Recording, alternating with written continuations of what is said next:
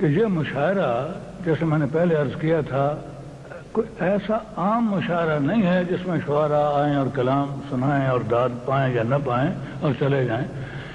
یہ ہندوستان اور پاکستان کو ایک دوسرے کے قریب دوستانہ ماحول میں لانے کی کتنی بڑی کوشش ہے کہ اس کوشش کی نظیر دونوں ملکوں میں نہیں ملتی. میں نے پہلے بھی عرض کیا تھا کہ یہ یونیکیرین انٹرنیشنل کا یہ مشاعرہ کئی باتیں میں نے عرض کی تھیں، تو ایک بات میں کہنا بھول گیا تھا کہ جب پاکستان کے شاعر کا جشن ہوتا ہے تو ہندوستان کے شاعر کو صدارت کے لیے کہا جاتا ہے، جب ہندوستان کے شاعر کا جشن ہوتا ہے تو پاکستان کے شاعر کو. تو یہ کوئی میکینیکل پروسیس نہیں ہے. جب تک دل کی گہرائی سے ایک موج نہیں اٹھتی ہے جذبے کی تب تک یہ فیصلہ نہیں ہو سکتا. یہ کوئی چھوٹی بات نہیں ہے جناب، یہ بہت بڑی بات ہے. اس پر آپ غور کریں.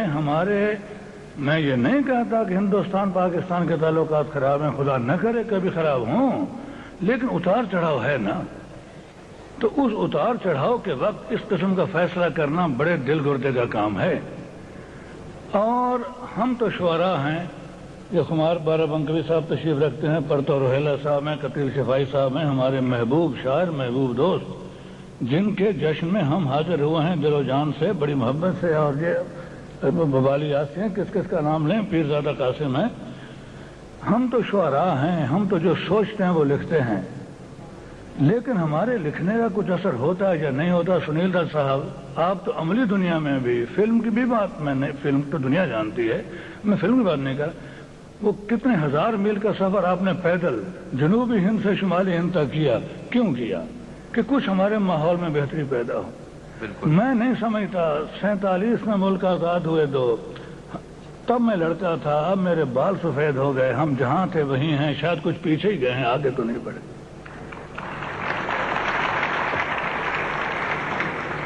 آپ ہمیں یہ بتائیں کہ کب ہمارے اپنے اپنے ممالک کے مسائل حل ہوں گے، کب ہندوستان اور پاکستان یکجان و دو قالب ہوں گے. ہم نے بھائی زمین تقسیم کی ہے نا، دلوں کو تو تقسیم نہیں کیا، یا دلوں کو بانٹ لیا، تقسیم کر لیا. سیاست نے جو کھینچی ہیں حدیں قائم رہیں بے شک. سیاست نے جو کھینچی ہیں حدیں قائم رہیں بے شک. دلوں کی حد فاصل کو مٹا دینے کا وقت آیا. کیا کہنے. لیکن دلوں میں شاعروں ادیبوں کا اب یہ نقشہ دیکھیے صاحب. ہمارا عزیز محبوب دوست، اس کی یاد میں کہاں کہاں سے شعراء ہندوستان سے آئے ہیں، کہاں بارہ بنکی، کہاں یہ دبئی. کچھ دلوں میں بات تھی تب ہیں، یہ شعر پڑھنے کے لیے اور داد لینے کے لیے آئے ہیں. یہ بات سیاست میں، سنیل دت صاحب آپ تو سیاست میں بھی ہیں، خدا کے لیے ہمیں بتائیے کب ہمارے دن پھریں گے. میں اب اور کیا کہوں، میں اپنا کلام پیش کرتا ہوں. انتہائی مایوسی کے عالم میں 27 برس کا تھا جب ملک تقسیم ہوا، اور آپ کے بھی علم میں ہے، کتابوں میں بھی آ گیا ہے کہ پاکستان کو میں چھوڑنا نہیں چاہتا تھا. لاہور کو پہلا ترانہ پاکستان کا جو 14 اگست 1947 کو رات کے 12 بجے نشر ہونا شروع ہوا، اس وقت کا تھا. اور میرے دوستوں نے مجھے دھکے دے کے مجبور کر کے نکالا کہ ہم تمہاری حفاظت نہیں کر سکتے. میں ہندوستان آیا، دلی، پھر چلا گیا، پھر نکالا. اللہ کو پیارے ہو گئے وہ دوست، یہ کہہ کے کہ ہمیں وہاں جواب دینا ہوگا، ہم تمہاری حفاظت نہیں کر سکتے. حالات تو اس وقت سے لے کے آج تک 27-28 برس کا میں تھا یا نہیں تھا، 26-27، آج میرے بال سفید ہو گئے.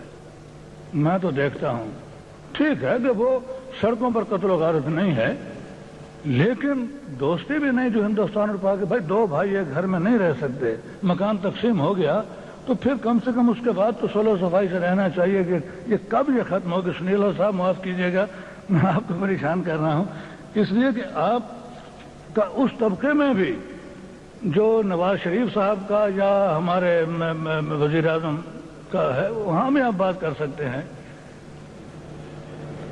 آپ کہیں گے کہ میں آپ کا وقت ضائع کر رہا ہوں، میں بہت پریشانی کے عالم میں. بہر طور اب غزل سنیے جناب.